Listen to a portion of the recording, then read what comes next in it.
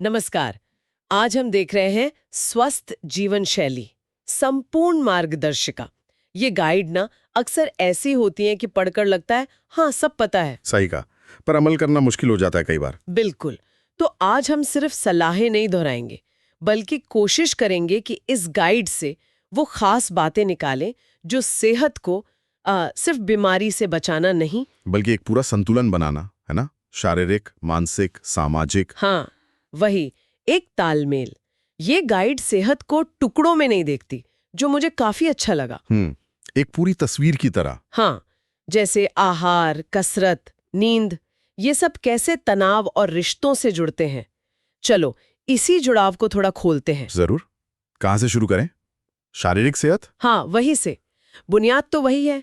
Guide में साफ लिखा है प्राकृतिक खाना, मतलब घर का बना। फल, सब्जियां, साबुत अनाज, दालें, ये सब। हाँ, और प्रोटीन के लिए भी बताया है। पर एक बात और है, सिर्फ क्या खाएं नहीं, कब और कितना खाएं। हाँ ये जरूरी है। हाँ, खासकर रात का खाना कहते हैं हल्का होना चाहिए। और पानी। ओ हाँ, पानी तो बहुत जरूरी है। दिन में कम से कम 2-3 लीटर। अच्छा, और व्यायाम? गाइड कहती है रोज 30-45 मिनट चलना, जॉगिंग, योग, कुछ भी। बिल्कुल। लेकिन इसमें एक और चीज है, स्ट्रेंथ ट्रेनिंग। हाँ वो भी है, हफ्ते में 2-3 दिन मांसपेशियों के लिए। जी। और ये सिर्फ मतलब बॉडी बनाने के लिए नहीं है, मेटाबॉलिज्म, हड्डियों के लिए लंबे समय तक फायदा। सही कहा। और वो छोटी सी सलाह, हर 30-40 मिनट में उठकर थोड़ा चल लेना। हाँ, वो आजकल बहुत जरूरी हो गया है। बैठे रहने वाले काम ज्यादा है। अच्छा, ये तो हुई शरीर की बात। अब नींद पर आते हैं। हाँ, नींद। गाइड कहती है 7-8 घंटे, पर सिर्फ घंटे नहीं। क्वालिटी वाली नींद, और रोज लगभग एक ही टाइम पर सोना जागना। बिल्कुल। वो शरीर की क्लॉक को सेट रखता है, मूड, एनर्जी सब बेहतर रहता है। और सोने से पहले स्क्रीन टाइम कम करना, ब्लू लाइट का असर।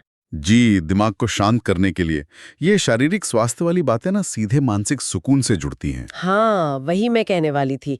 अब मानसिक स्वास्थ्य पर आते हैं, तनाव प्रबंधन। ये बहुत बड़ा टॉपिक है आजकल। गाइड में कुछ तरीके बताए हैं, जैसे रोज 10-15 मिनट ध्यान, माइंडफुलनेस या सांसों पर ध्यान देना। हाँ वही, बिना टच किए बस वर्तमान में रहना, और जर्नलिंग भी। अपने विचार लिखना। हाँ, मन की बातें कागज पर उतारना हल्का महसूस होता है। और प्रकृति में समय बिताना, चाहे बालकनी में ही सही। हाँ बिल्कुल, ताजी हवा।